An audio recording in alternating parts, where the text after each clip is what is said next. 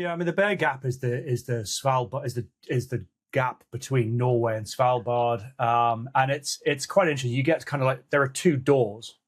The first of which is the Bear Gap, which is about 500 miles across, and then southwest of that you get the Greenland, Iceland, UK gap, which we talk about more often because it's closer to us, and we're part of it.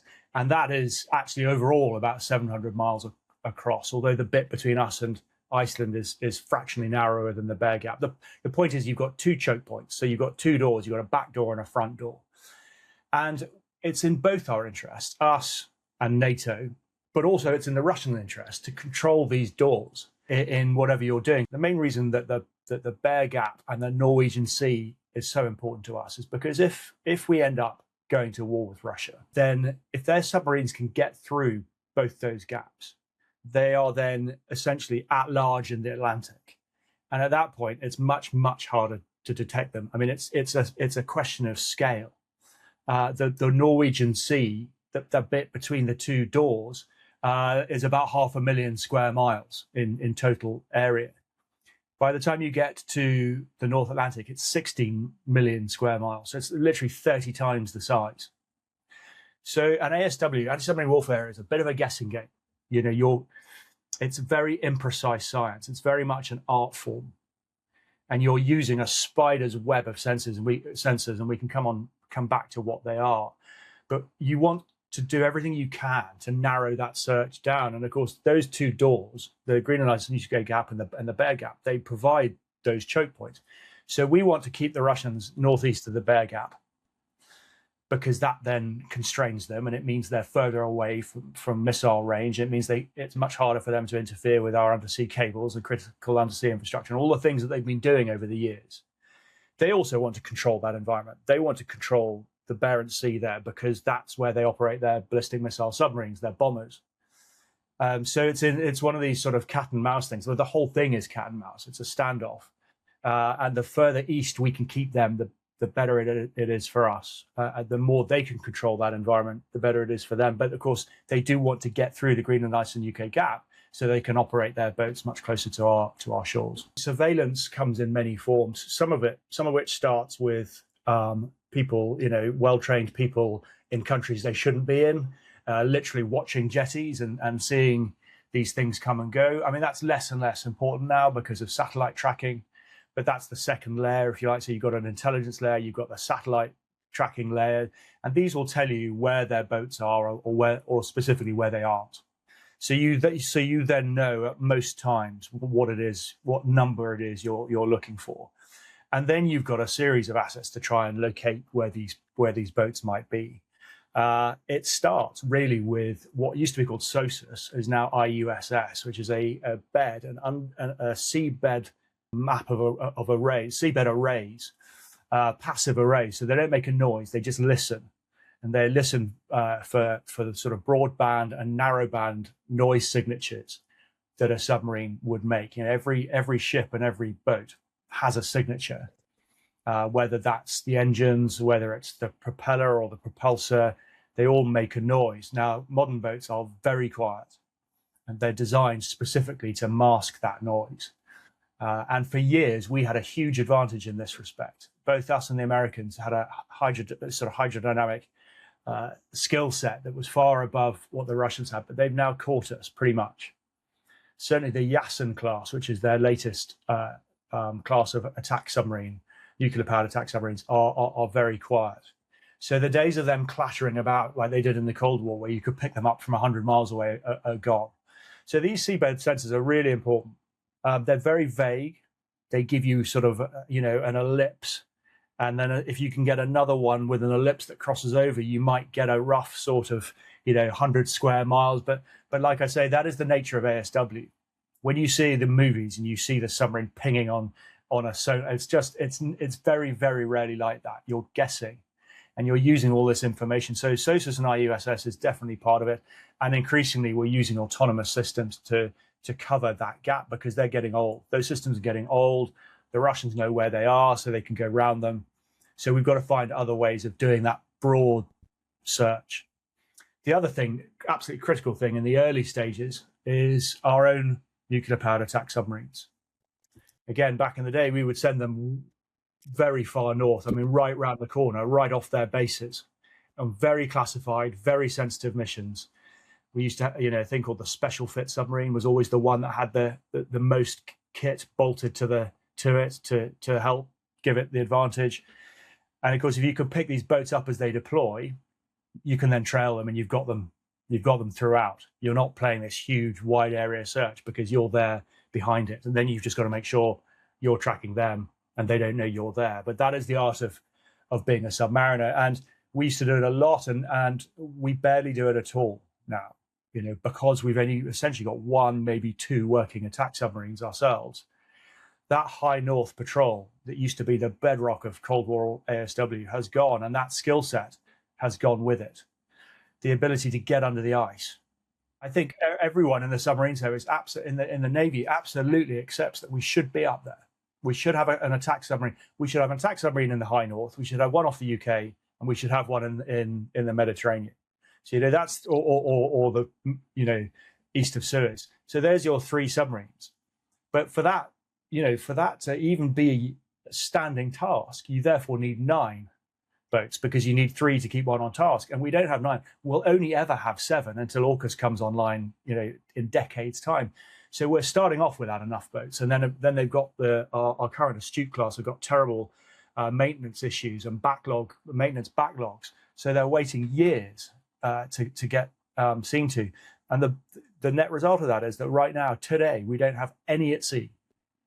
So there's no way we can do this stuff in the north, and then we become reliant on allies and the Americans, but whereas we used to be an absolute leader, because if you look at us geographically, it makes perfect sense for us to be an anti-submarine warfare lead.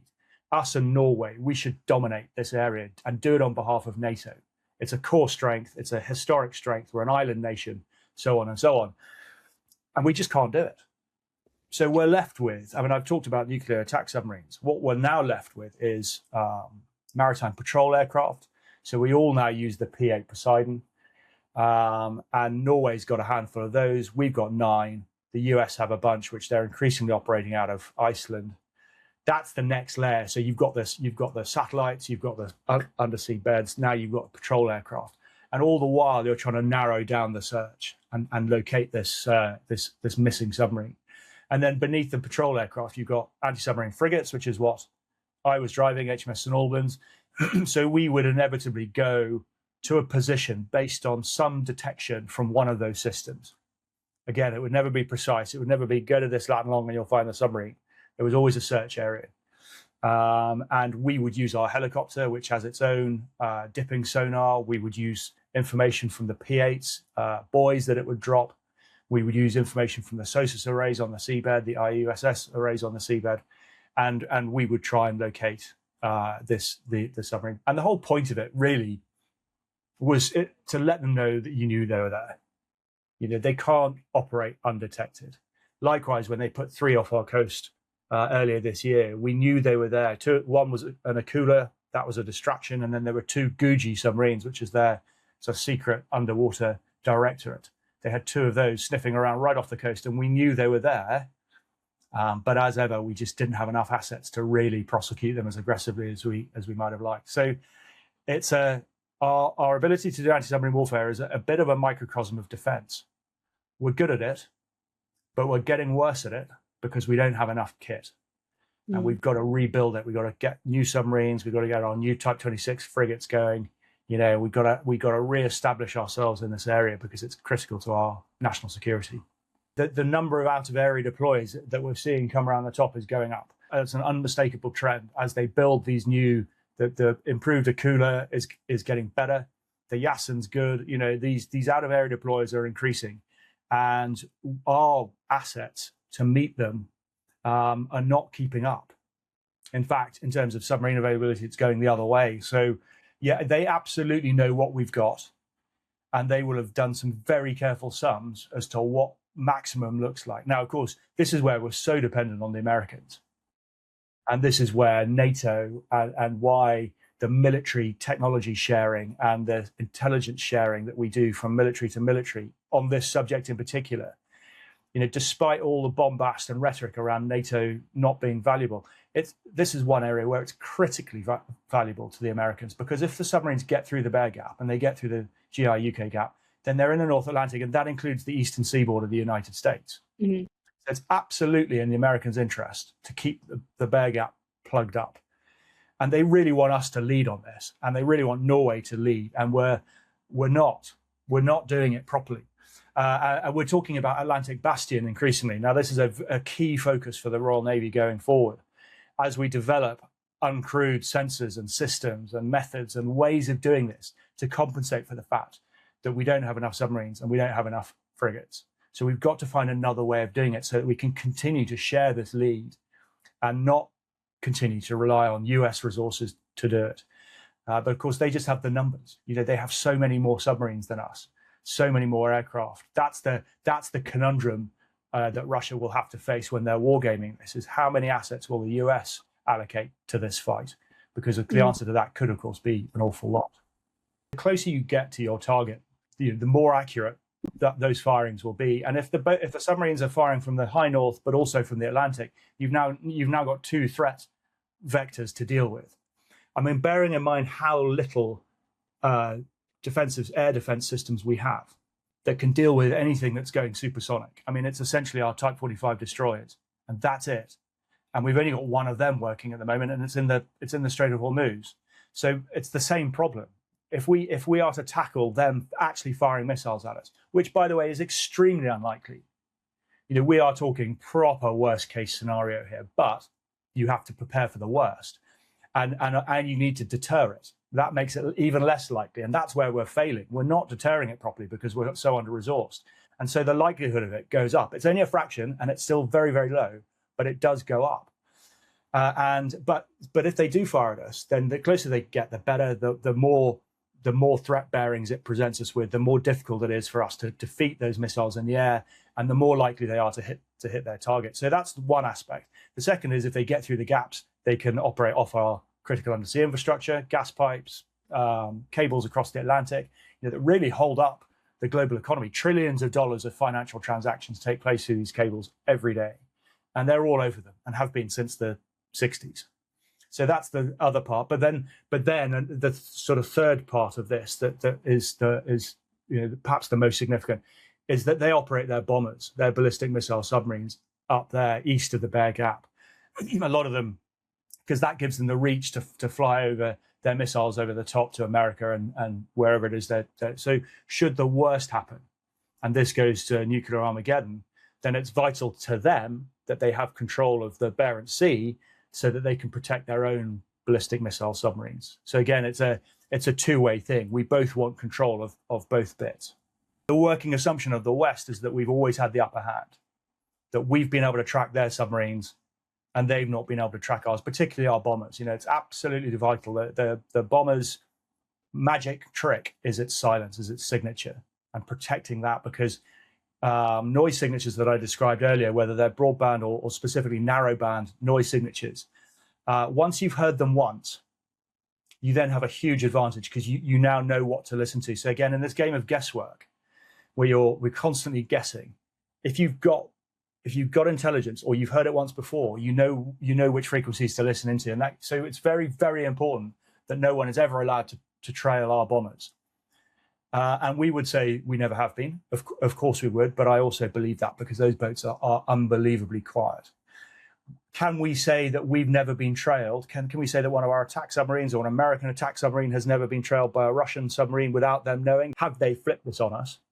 I don't know the answer to that. Again, instinctively, given how good we are at this business, us and the Americans, although we're getting worse at it, but let's come back to that. How good we are at it and how good these boats, how well we make these submarines. My instinct says we've still got the upper hand, but I don't know that for sure, and none of us ever will.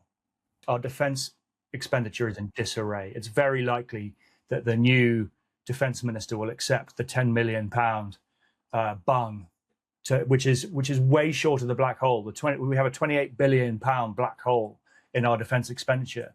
That's what's required to just maintain the status quo. And we're talking about filling it with just 10 billion. It's what caused the previous defense secretary to resign. He said, I can't keep us safe with this amount of money.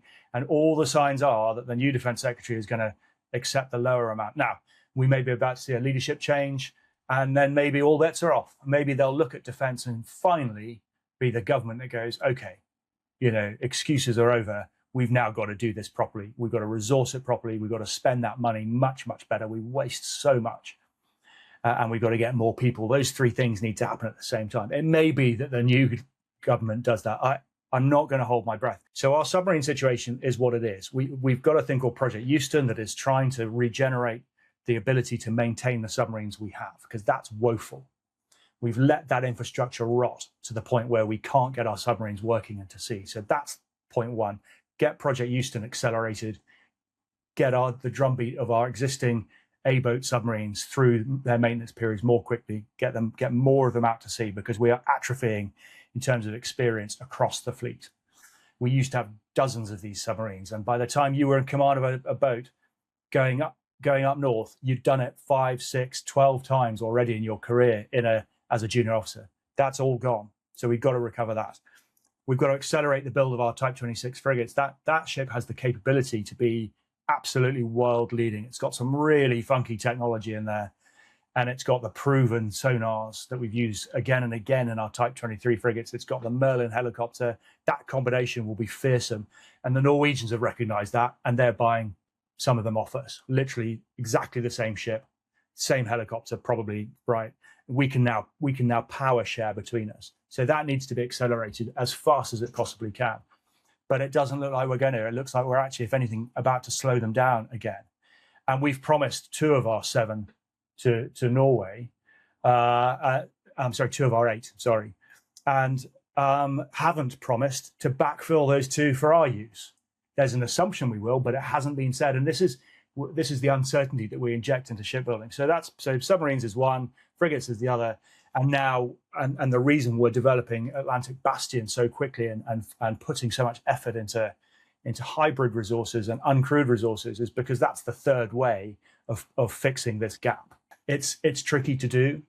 Anti-submarine warfare, because it's an inexact science, because communicating underwater is so difficult, and because the underwater environment is so harsh, by the time you've made uncrewed underwater vessels that are good enough to operate on their own completely autonomously, you're probably not saving that much money. And then someone has to make a decision based on the information that thing is getting. How are you getting that information off the uncrewed vessel back to the UK? You've got to bring it up to periscope depth and put up an antenna, or it's really, really hard to do. And every time you do that, it becomes vulnerable and you're putting in a delay. There's a reason why in our attack submarines, the control room is right next to the sensor room, so all the decision makers and their brains, because a lot of it is just brain power, is in one place. And there's a reason for that. If you separate them, which is what autonomous ASW does, then you've given yourself a delay, you've given yourself a vulnerability. Or genuine autonomy means you're putting mission libraries essentially in these uncrewed systems. That system then becomes highly classified. And if you lose it, or it gets snatched because the Russians know where it is and they take it, which they would do because they want that information that's in it, you've then compromised yourself. So we talk about hybrid navy and Atlantic Bastion and the uncrewed part of this solution, and it's really good, and we've got to accelerate it and we've got to put more money into it. But it does come in with a lot of caveats. Anti-submarine warfare is really, really hard on its own. In a $1 billion submarine, in a £1 billion warship, it's really hard. Separate the people from that, and you've just made it even harder. So yeah, we've got a way to go. So there's 3 parts to your thing. We've got to get our working submarines actually working. We've got to accelerate the rate of build for our frigates and fully resource those. And we've got to use uncrewed systems, SMEs. We've got to make better use of SMEs and the companies that can make these systems that are small and cheap and perhaps even disposable, because we are going to lose some of these things because of the nature of operating at sea. We've got to do all of those three things simultaneously. But then when you come back to my initial caveat and say, where's the money coming from to do this? It's quite easy to get gloomy quite quickly. It's worth noting that whilst we kind of slightly mock their surface fleet, in the Black Sea in particular, where they've performed really poorly, that example last week of the frigate, firing at a yacht, just complete panic mode. There was absolutely no need to fire at that yacht. They panicked. So their surface ships are not well run. We know that, but their submarines are, and we mustn't get the two confused. You know, they run their nuclear submarines really, really well, and they always have. They've had accidents over the years, but then so have we. They run them well. Because you have to. It's a nuclear-powered submarine. You know, you haven't got any choice. You run it badly, everyone dies. So you've got to run them well, and they do. So they like I say, instances of these boats coming out over the top through the Bear Gap are only going one way at the moment, and we've got to retain our advantage so that we can control that environment, mainly as a deterrent. This isn't about tanks rolling over the continent or Russia invading, or people turn off this argument because they're never going to invade us. That's not what I'm talking about. I'm talking about interfering with stuff that's critical to our survival as an island nation. And they are doing that every day now. It's a real threat. So we're not going to go to war with Russia. Okay, well, what is it that they're doing now then? Because it feels, particularly in the cyber domain, feels pretty warlike. It's very aggressive and it's very disruptive. So this is just one part of that broader piece where Russia really kind of causes this malfeasance, and they do it in every domain, and in the underwater domain they do it well.